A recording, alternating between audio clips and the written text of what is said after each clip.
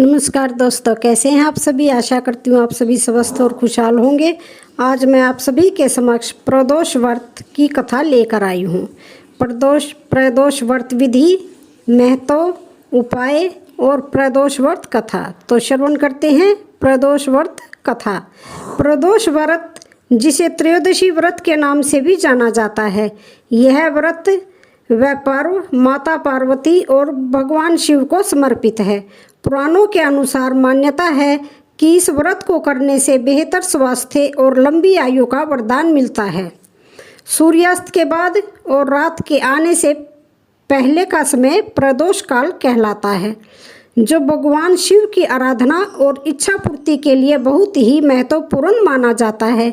शास्त्रों में प्रदोष व्रत को भगवान शिव के साथ जोड़ा जाता है।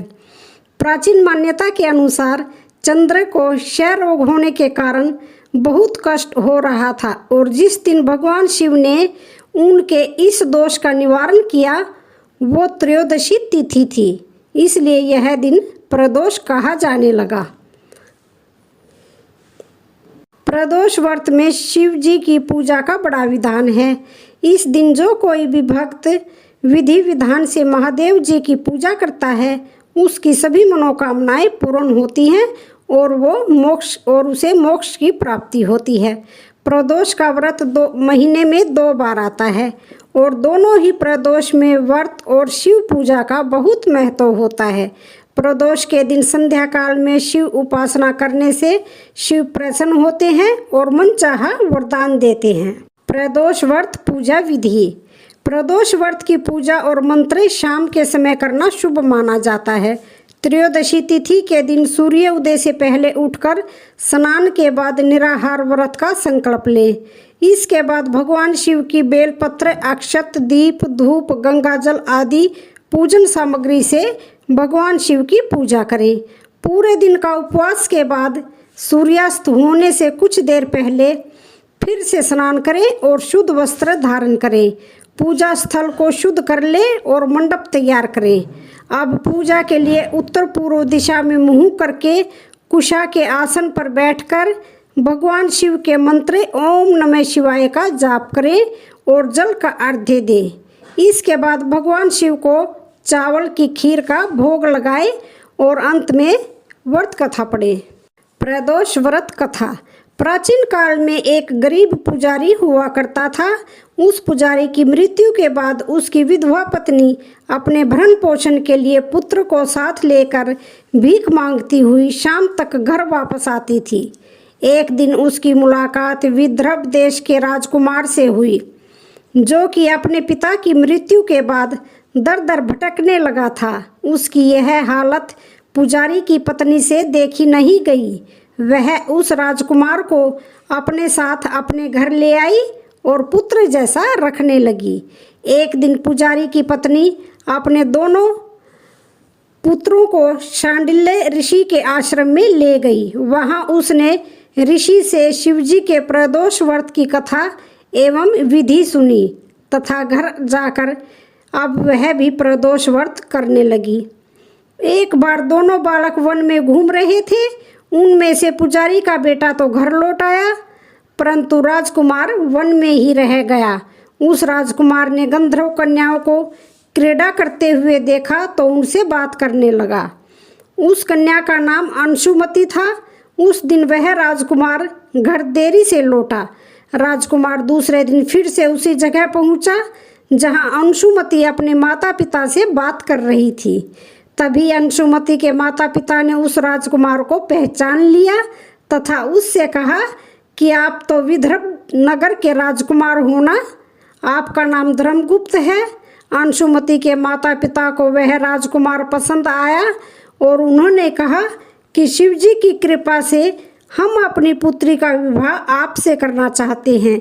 क्या आप इस विवाह के लिए तैयार हैं? राजकुमार ने अपनी स्वीकृति दे दी तो उन दोनों का विवाह संपन्न हुआ।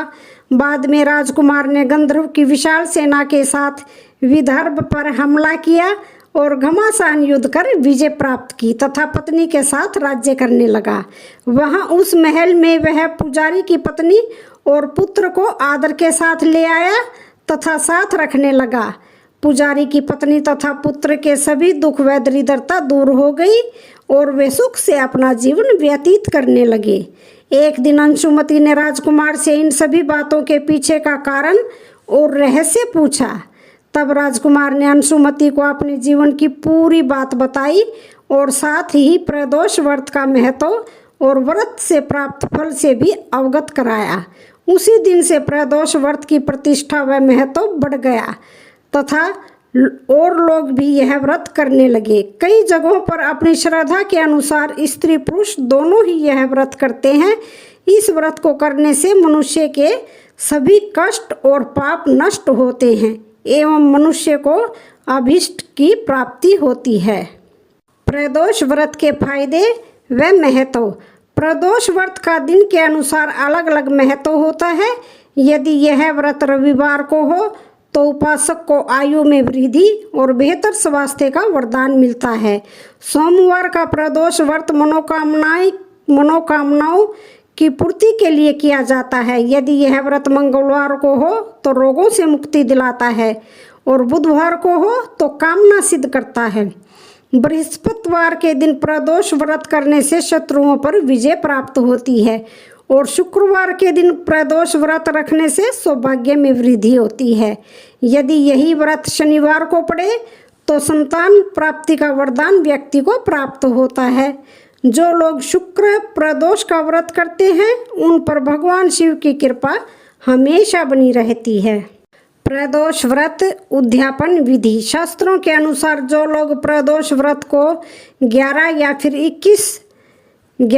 फिर 26 त्रयोदशी तक रखते हैं तो उन्हें व्रत का उद्यापन पूरे विधि विधान से करना चाहिए। व्रत का उद्यापन त्रयोदशी तिथि के दिन ही करें। प्रदोष व्रत के उद्यापन से पहले श्री गणेश जी की पूजा करें। अगले दिन त्रयोदशी तिथि को सुबह जल्दी उठकर स्नान कर ओम उमा सहित शिवाय नमः मंत्र का 108 बार जाप और हवन करें। हवन पूरा होने के बाद भगवान शिव की आरती और शांति पाठ करें। अंत में 2 ब्राह्मणों को भोजन कराकर उद्यापन की विधि पूरी करें। तो आज की कथा का यहीं पर समापन होता है। वीडियो अच्छी लगे तो चैनल को लाइक शेयर सब्सक्राइब जरूर करें। धन्यवाद।